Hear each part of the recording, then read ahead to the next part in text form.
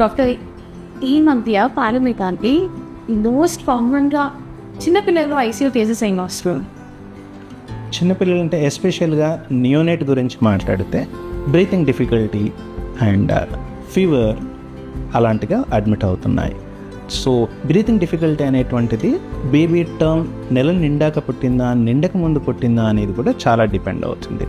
మేము ఈ మధ్య చూసిన పిల్లల్లో 29 వీకర్స్, 30 వీకర్స్, 32, 36 వీకర్స్.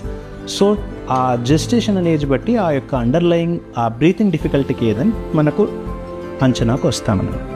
29 weeks up to 30 to 34 weeks surfactant అనే ఆ లంగ్ ప్రోటీన్ డెఫిషియన్సీ వల్ల ఆ బేబీకి ప్రీమెచ్యూరిటీ వల్ల ఆ బ్రీతింగ్ డిఫికల్టీ ఉంటుంది. అందులో కొంతమంది బేబీస్ సర్ఫెక్టెంట్ ప్రోటీన్ ఇచ్చి అప్రోప్రియేట్గా మనం రెస్పిరేటరీ సపోర్ట్ ఇచ్చిన తర్వాత they will recover over period of time.